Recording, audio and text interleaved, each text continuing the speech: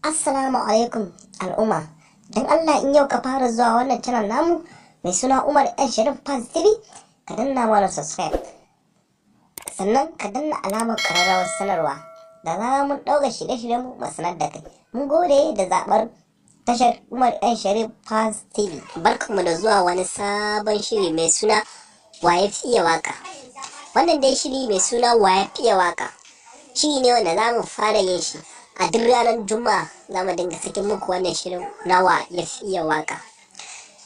Wannan shiri na Wa ya fi iya waka ga mawaka nan guda bakwai wanda muka ware mawaka guda bakwai a cikin mawakan da suke zamani a wannan shekara. Na farko wanda za mu ga sunansu shine Umar M Sharif.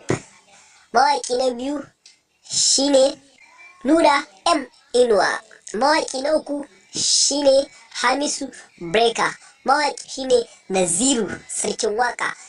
Mawaki na biyar shine Ado Gwanja. Mawaki na shida shine Adam A Zango. Mawaki na bakwai shine Ali Jita. To, ga dai mawaka nan guda bakwai.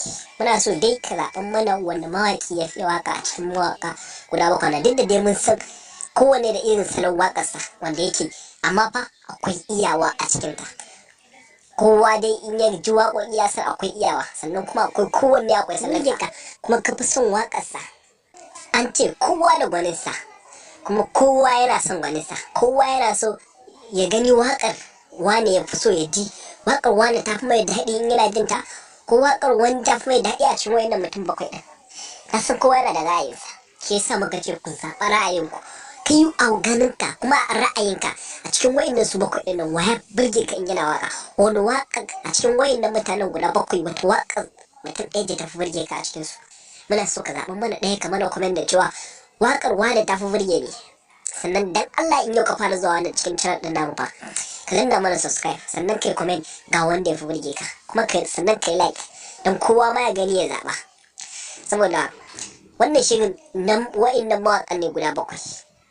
Saboda mawaƙan nan guda bakwai su ne fitattun mawaƙa na wannan 2021 ɗin nan. Su ne suka fi fita kuma aka fi yayin sa a wannan, kuma sannan su ne suke da ɗimbin masoya wanda suke son su sosai. Tashar ta Umar N Sharif Fans TV ta kawo ta ɗauka muku wannan nauyin wannan shirin na Wa ya fi iya waka a cikin wayannan mawakan guda bakwai. Kowa ya san gwade gwani na, ni dai gwani na ni ma na ɗauka nawa kuma na zaɓa nawa. Ba dai sai na gaya muku, kowa kuma ya san nawa ne. Duk da zaɓen tashar Umar N Sharif Fans TV.